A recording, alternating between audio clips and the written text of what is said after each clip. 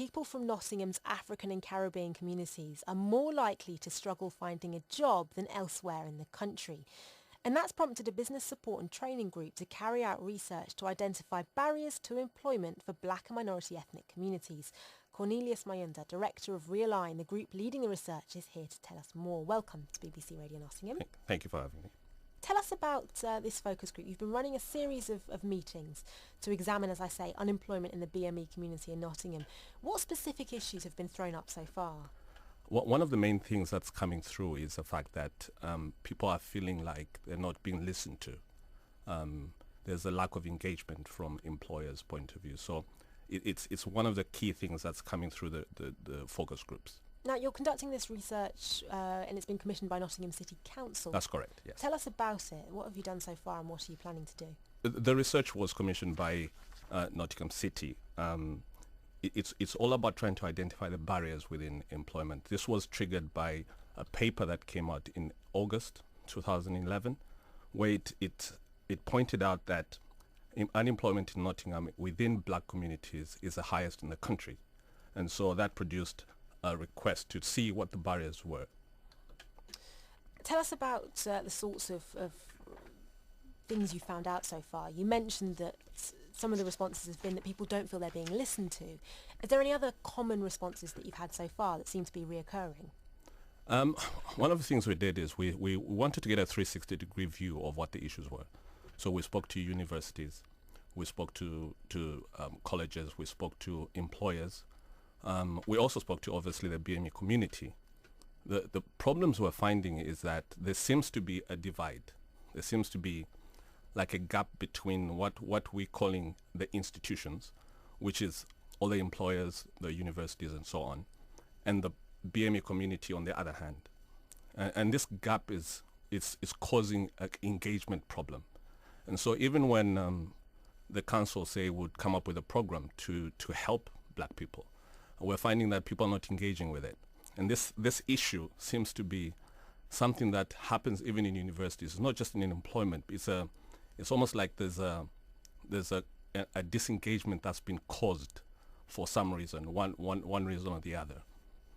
And any ideas why? Has your focus group meeting brought that up? Any explanations for why?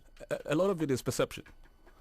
Because they feel that the mainstream institution, the organizations, the employers, the universities, the way they operate is not compatible with the way black people operate, and therefore they feel that they don't belong in that space. The Prime Minister of Jamaica from Jamaica came and said a few things last year.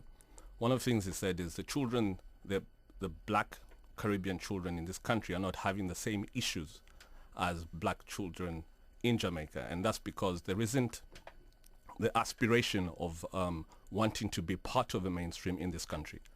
And so because of that, the lack of aspiration, they don't feel like they can apply for a job within any Experian or Boots because they won't get equal opportunities in it.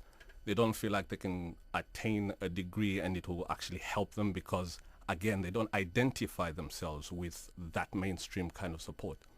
And so I guess the problem is deeper than just the barriers. I think the problem is more the gap has almost like opened up so much so that black people feel like they're not part of this mainstream employment and mainstream university. So you're running this research and you've already, as I mentioned, had a series of focus groups which happened at the beginning of this week. What do you hope will happen as a result of this research? Part of the research was to come up with some solutions. And some of the solutions we think is that within the black community, we need to begin to be more cohesive and more participatory. We have to be part of the whole process. We can't isolate ourselves from what's going on because this is why the numbers are showing a significant increase in unemployment. There's a different number that's actually showing an inactive population that's just not engaged at all.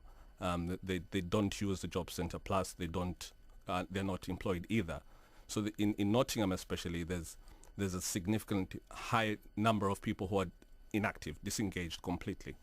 And I think we need to, in the black community especially, we need to start coming back together and try to to engage better with the things that the mainstream are giving to us to help. For instance, Nottingham City, I've done the Nottingham Jobs Fund, for example, but the uptake in that program is slightly lower than we think it should be. It's designed for black people to get back into work, but it's not being used as well as it should be, because yet again, our community, the black community, are thinking, well, is this for us, or is this just something we're putting there for a show? Will it benefit me? And they disengage, and they're not part of the process. So I think leadership within black community is something that came through the focus groups. It's almost like within the black community, there isn't a structure of leadership that can galvanize people and bring them together and make them do something positive. And so there's almost like people have given up. People have, they think the mainstream support institution will carry on as normal and the black community will be left behind. And I think they need to have a stronger leadership. Churches would help, because most of the black communities gather around churches. So churches will help re-energize these people and get them involved back into mainstream support. And you're calling for people to get involved in your research in a variety of ways, including an online survey. Correct. What sorts of questions are being asked? Well, basically we're trying to find out what the barriers are. What's stopping you from actually going for a job?